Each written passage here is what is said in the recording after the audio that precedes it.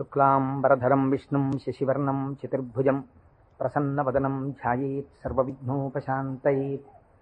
గురుర్బ్రహ్మా గురుర్విష్ణుః గురుర్దేవో మహేశ్వరః గురుః సాక్షాత్ పరబ్రహ్మ తస్మై శ్రీగురవే నమః.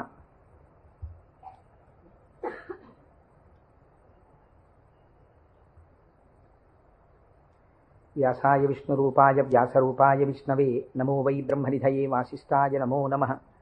కూజంతం రామ రామేతి మధురం మధురాక్షరం ఆరుహ్య కవితాశాఖాం వందే వాల్మీకికోకిలం. శృతిస్మృతిపురాణానాం ఆలయం కరుణాలయం నమామి భగవత్పాదశంకరం లోకశంకరం.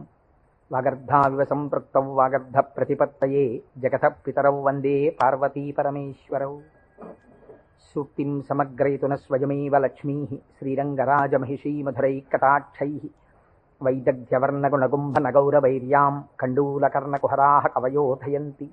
హైమోర్ధ్వపుండ్రమజహన్మకుటం సునాసం మందస్మితం మకరకుండలచారుగండం బింబాధరం బహుళదీర్ఘకృపాకటాక్షం. శ్రీవేంకటేశముఖమాత్మని సన్నిధత్తాం మనోజవం మరుతతుల్యవేగం జితేంద్రియం బుద్ధిమతాం వరిష్టం. వాతాత్మజం వనరయూధముఖ్యం శ్రీరామదూతం శిరసా నమామి. ఆపదామపహర్తారం దాతారం సర్వసంపదాం లోకాభిరామం శ్రీరామం భూయో భూయో నమామ్యహం. సింధూరారుణ విగ్రహాం త్రినయనాం మాణిక్యమౌళిస్ఫురత్తారానాయకశేఖరాం స్మితముఖీం ఆపీనవక్షోరుహాం. పాణిభ్యాం అళిపూర్ణరత్నచషకం రక్తోత్పలం బిభ్రతీం సౌమ్యాం రత్నఘటస్థరక్తచరణాం ధ్యాయేత్ పరేదంబికాం. హరి ఓం. పరమేశ్వర స్వరూపమైన సభకి నమస్కారం. ఇది ఉత్తరాయణ పుణ్యకాలం. దక్షిణాయనం పూర్తయి మనం ఉత్తరాయణంలోకి ప్రవేశించాం. ఈ ఉత్తరాయణ పుణ్యకాలంలో శివనామం ఒక్కసారి పలికిన వారు ఎవరైనా ఉన్నారా అని గమనిస్తారట. అంత మహోత్కృష్టమైన కాలం. విశేషించి అదృష్టం ఏమిటంటే మనం ప్రతిరోజు ప్రదోష వేళలో ఈ ఉపన్యాసాన్ని ప్రారంభం చేస్తాం. ప్రదోష వేళ పార్వతీ పరమేశ్వరుల యొక్క అర్ధనారీశ్వర స్వరూపంగా శాస్త్రం భావన చేస్తుంది. అంత పరమ పవిత్రమైనటువంటి అసుర సంధ్య వేళలో సాక్షాత్తుగా శంకరుడు వృషభవాహనారూఢుడై ఈ భూమండలం మీద తిరుగుతూ శ్రీశైల పర్వతం మీద ఒక్కసారి దిగుతారట.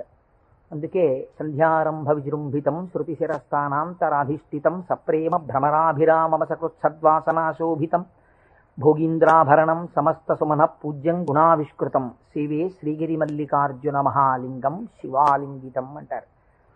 ఒక మద్ది చెట్టు నల్లుకున్నటువంటి మల్లెతీగని చూసినటువంటి శంకర భగవత్పాదులు పార్వతీదేవి చేత ఆలింగనము చేయబడిన పరమేశ్వర స్వరూపాన్ని శ్రీశైల పర్వత శిఖరముల మీద దర్శనం చేసినటువంటి మహోత్కృష్టమైన శ్లోకం అది.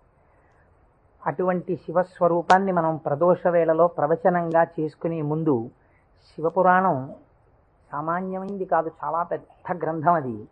అంత పెద్ద గ్రంథంలో మనకి ఉపయుక్తమైనవి ఉన్నాయి, చాలా జటిలమైనవి ఉన్నాయి. నిత్య జీవితంలో వాటిని అనుష్ఠానంలోకి తెచ్చుకోవడానికి అన్ని ఆశ్రమాలకి అలివి కానివి ఉన్నాయి. కనుక నేను అనుకున్నాను, శివాష్టోత్తర శతనామ స్తోత్రాన్ని ఉత్తరాయణ పుణ్యకాలం కనుక నేనేదో ప్రవచనం చేయడం కేవలం వినడం కాకుండా ప్రతిరోజు ఈ కార్డు పట్టుకుని వస్తే ప్రదోష వేళలో మనం ఇటువంటి దేవాలయంలో కూర్చుని చెప్పుకున్నటువంటి నామం 1,000,000 రెట్లు ఫలితం ఇస్తుంది. ఒక 30 రోజులో 40 రోజులో ఈ ప్రవచనాలు కొనసాగినప్పుడు మీరు ప్రతిరోజు ఈ నామాలు పలికారనుకోండి, 108 ఇంటూ 1,000,000 అంత నామం చేసినటువంటి ఫలితం మన ఖాతాలో ఈశ్వరుడు వేస్తాడు. దాని మీద వినడం శృణ్వం తపః, అది తపస్సు చేసినటువంటి ఫలితం అవుతుంది. ఉత్తరాయణ పుణ్యకాలంలో ఇంతకన్నా మనం చేసుకోగలిగినటువంటి మహద్భాగ్యం ఏముంటుంది? దీని మీద సుబ్రహ్మణ్యేశ్వర స్వామి వారికి ఇతపూర్వం నాకు తెలిసి కాకినాడ పట్టణంలో ఎన్నడూ జరగనంత అత్యద్భుతమైనటువంటి కార్యక్రమాన్ని మనం ఫిబ్రవరి 10, 11 తేదీలలో సుబ్రహ్మణ్యేశ్వర స్వామి వారి ఆవిర్భావము, తారకాసుర సంహారము, వల్లీ కళ్యాణము ఇవన్నీ శివపురాణాంతర్గతంగా వస్తాయి. ఇవన్నీ విన్న తరువాత 200 జంటలు పాలకావిళ్ళు ఎత్తి పట్టుకుని, కావిడి పట్టుకున్న వాళ్ళకి ఇంకా ఆచంద్రతారార్కం వంశాభివృద్ధి కోరికలు తీరుస్తానని పరమాత్మ ప్రకటించారు. ద్రవిడ దేశంలో అయితే కావిడి పట్టుకుని వెడుతుంటే సంతానము లేనటువంటి స్త్రీలు పడుకుని వారు దాటేటట్టుగా పడుకుంటారు. వారు దాటితే సుబ్రహ్మణ్యుడే దాటినట్టు. సంతానము కలగకుండా ఉన్నటువంటి ప్రతిబంధకము దానివల్ల తొలగిపోతుంది అని. అటువంటి ఉత్సవం నాకు తెలిసి జరగలేదు. పెద్దలు పూర్వం ఎవరైనా చేసి ఉండవచ్చు. అటువంటి ఉత్సవాన్ని మనం ఫిబ్రవరి 11వ తారీఖున చేసుకోబోతున్నాం ఇక్కడ. ఆ రోజున సుబ్రహ్మణ్య సంబంధంగా ఒక గొప్ప హోమం జరుగుతుంది. సుబ్రహ్మణ్యుడికి పాలకావిళ్ళు పట్టుకొచ్చిన కావిళ్లల్లో పాలతోటే అభిషేకం జరుగుతుంది. అదే రోజున స్వామివారికి సాయంకాలం వల్లీ కళ్యాణం జరుగుతుంది. బహుశా వల్లీ కళ్యాణం జరగడం అన్నది మనం చాలా తక్కువగా చూసాం. వల్లీ కళ్యాణం ఆ రోజు సాయంకాలం ఇక్కడ జరుగుతుంది. ఇది కాకుండా ఇంకా కొన్ని విశేష కార్యక్రమాలు ఇందులో మన జీవితాలు ధన్యమయ్యేటట్టుగా అనుసంధానం చేస్తాం. ఆయా ఘట్టాలు వచ్చినప్పుడు వాటిని మీకు ముందుగానే విజ్ఞాపన చేస్తాను. కనుక శివపురాణాన్ని మనం శివాష్టోత్తర శతనామ స్తోత్రంతో అనుసంధానం చేసుకుంటే ఈ ప్రవచనాలు అయిపోయిన తరువాత కూడా మీరు ఎప్పుడైనా ఇంటి దగ్గర కూర్చుని నామాలు చదువుకుంటుంటే మనస్సు తొందరగా రమిస్తుంది. ఎందుచేత అంటే శివో మహేశ్వర శంభు పినాకి శశిశేఖర అని చదవడం వేరు. శివ అనగానే మొదటి నామం దగ్గర మీకు కొన్ని విషయాలు జ్ఞాపకానికి వచ్చాయనుకోండి, మనస్సు ఏమవుతుందంటే అటు ఇటు వెళ్ళదు, అందులోకి వెళ్ళిపోయి ఏదో ఒక నామంలో ఒక ఘట్టం ఏదో మీకు జ్ఞాపకం వచ్చి దాని గురించి ఆలోచిస్తూ మీరు నామాలన్నీ చదివేశారనుకోండి, ఇప్పుడు మీరు 108 నామాలు దీక్షతో తపస్సుగా చేసిన ఫలితం వస్తుంది. వాటి అర్థం తెలియకుండా చదువుతున్నారనుకోండి, మనస్సు చించలమై ఎక్కడికో వెడితే నామం చెప్పిన ఫలితం ఉంటుంది, కానీ మనస్సు లగ్నం కాదు. మనస్సుని కూడా ఏకీకృతం చేసేటటువంటి ప్రయత్నంలో భాగంగా శివమహాపురాణాన్ని శివాష్టోత్తర శతనామ స్తోత్రంతో అనుసంధానం చేస్తే మనందరికీ ఎక్కువ ప్రయోజనకరంగా ఉంటుంది అని నాకు అనిపించింది. పైగా అందరూ చక్కగా ప్రదోష వేళలో శివనామం చెప్పేటటువంటి అదృష్టాన్ని పొందుతారనిపించింది. నేను అంటాను, మీరు కూడా అనండి. ఇది అయిన తర్వాత నేను ప్రవచనం ప్రారంభం చేస్తాను. ఇవాళే కాదు, ప్రతిరోజు. ఇవాళంటే కొద్దిగా మనకు ప్రారంభం కాబట్టి ఆలస్యం అయింది, రేపటి నుంచి అలా ఉండదు ఖచ్చితంగా. ఎందుకంటే ప్రదోష వేళలో ఈ నామాలు చదవాలి కాబట్టి 6:30 అయ్యేటప్పటికి ఈ నామాలు చదవడం ప్రారంభం చేసేస్తాం. ఎందుకంటే ప్రదోష వేళలో చదివినటువంటి దాని ఫలితం మీరు శివమహాపురాణంలో విందురు గాని దాని శక్తి ఎలా వెళ్ళిపోతుందో చూద్దురు గాని. ధ్యాన శ్లోకం చెప్పండి. ధవళవపుషమిందోర్ మండలే సన్నివిష్టం భుజగవలయహారం భస్మదిగ్ధాంగమీశం మృగయ పరశుపాణిం చారు చంద్రార్ధమౌళిం హృదయ కమల మధ్యే సంతతం చింతయామి. శివో మహేశ్వర శంభు పినాకీ శశిశేఖర వామదేవో విరూపాక్ష కపర్దీ నీలలోహిత శంకర శూలపాణిశ్చ ఖట్వాంగీ విష్ణువల్లభ శిపి విష్ణోంబికానాథ. శశి విష్ణు కాదండి, అది పొరపాటు పడింది. శిపి విష్ణోంబికానాథ శ్రీకంఠో భక్తవత్సల భవశర్వస్త్రిలోకేశ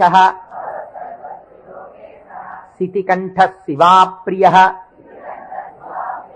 ఉగ్రకపాలీ కామారీ అంధకాసురసూదన గంగాధరో లలాటాక్ష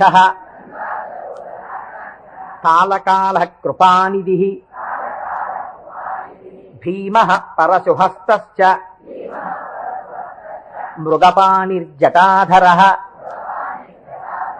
కైలాసవాసీ కవచీ కఠోరస్త్రిపురాంతక వృషాంకో వృషభారూఢో భస్మోద్ధూళిత విగ్రహ సామప్రియ సర్వమయ త్రైమూర్తిరనీశ్వర సర్వజ్ఞ పరమాత్మా చ సోమసూర్యాగ్నిలోచన హవిర్యజ్ఞమయ సోమ పంచవక్త్ర సదాశివ విశ్వేశ్వరో వీరభద్రో